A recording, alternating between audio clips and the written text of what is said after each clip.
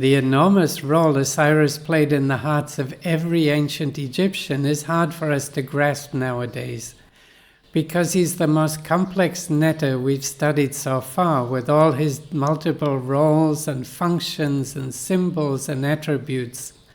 But we really need to get a firm grip on this netter. So let's begin with his principal function as your contract.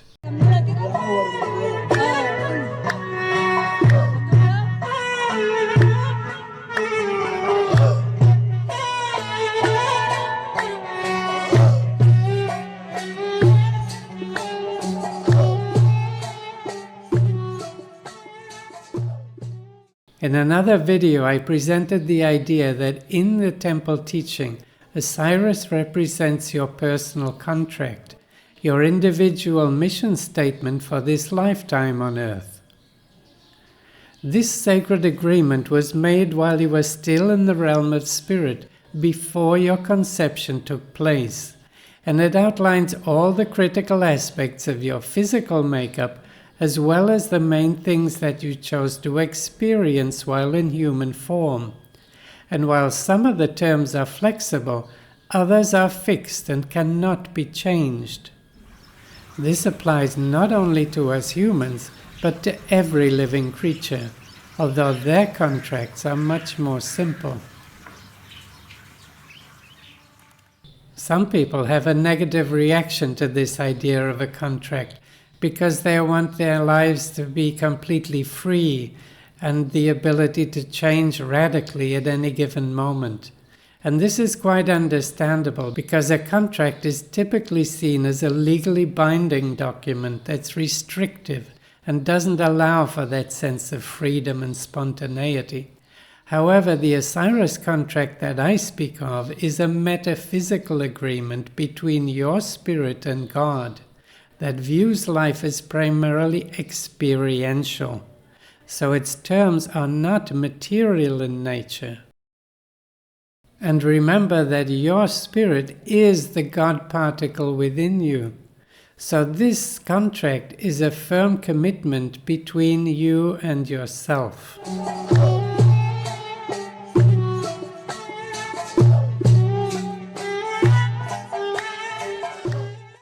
Being subject to linear time, we can only know what's in our contract moment to moment, and the full contract can only be understood after death.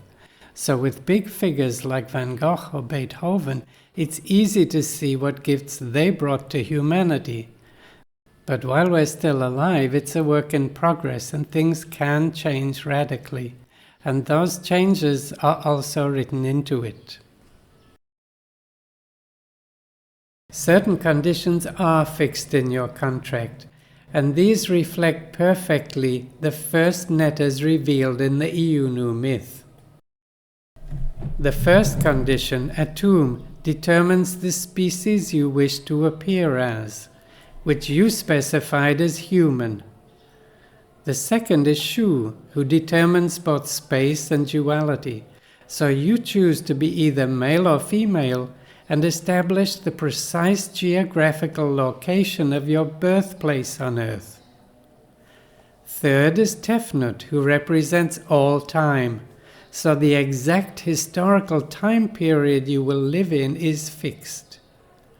Geb is matter, so this determines both your physical profile and the material environment you will be born into, which includes your parents and siblings and their financial status, etc.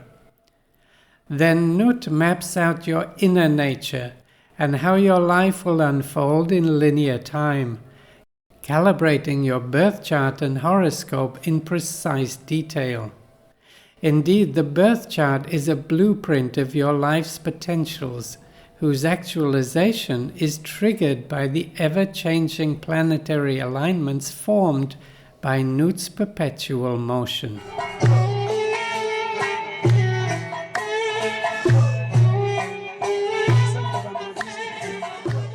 Those are the fixed conditions agreed upon before you incarnated, and each one is necessary for you to have the best experience of the things that are optional in your contract.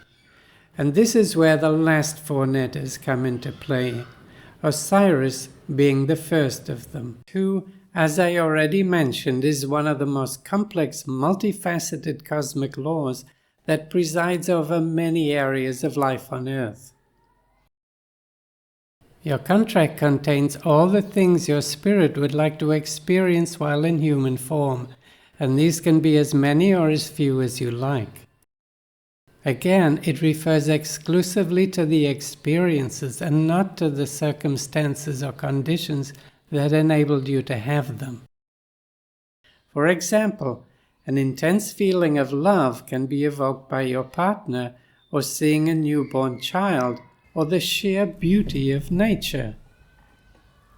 While an out-of-body experience can be caused in many different ways, like being in a car crash or witnessing something too horrifying for your mind to process. In such cases, you have a vivid yet momentary awareness that your body is something quite separate from your spirit. And while both are witnessing the event, your spirit's vision takes precedence.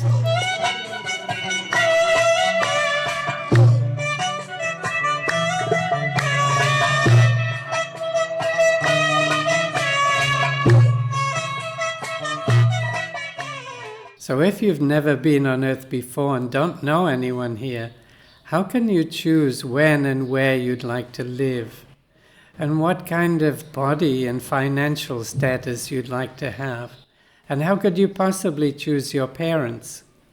Well, this is where an age-old question comes in.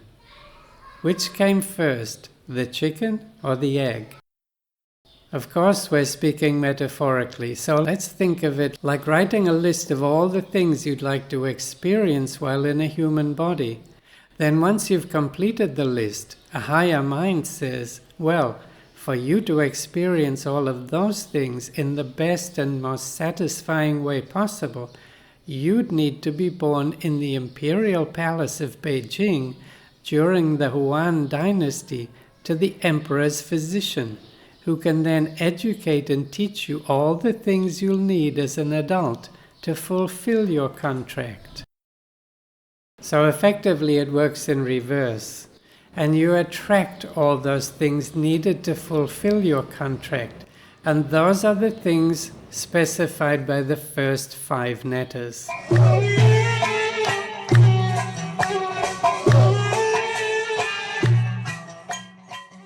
Of the last 4 netters, Osiris also represents the cycle of nature, and I'll have more to say about that in a later video. With something like annual plants, their entire lifespan lasts for one single year of linear time.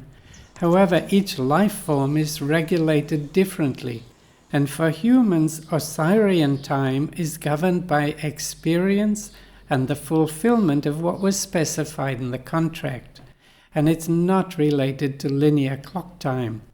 So the death of every individual marks the fulfillment of their personal contract, once everything on it has been crossed off the list.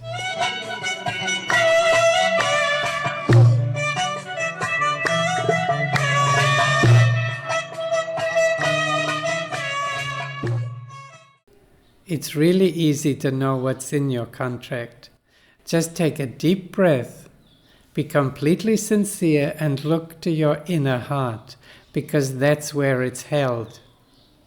And Osiris' twin sister Nephthys is your guide who will lead you there. Your emotions will make it as clear as night and day, and in any given situation, Nephthys will quietly say, "This is what I really want," though your ego may be saying something quite different that it wants. Your ego often draws you away from cosmic law and creates unpleasant experiences. However, these can give you the contrast you need to return to it. So when you have a situation where you say, "Wow, I didn't want that," examine it closely and from both ends, because who got you into that situation? And who is saying, "I didn't want that"? There's nothing in your contract that you didn't put there, and everyone is completely unique, like your fingerprint or your birth chart, so there are no mistakes. We all stray from cosmic law at times, and how far we go with that is also written into the contract. Well, I hope this video cleared up some points about Osiris as your contract, and when you enjoyed it, please click the like and subscribe buttons, and consider supporting the channel through the Buy Me a Coffee link that you'll find in the description below. You'll also find there a link to my blog, News from Beyond. And as ever, thank you for watching.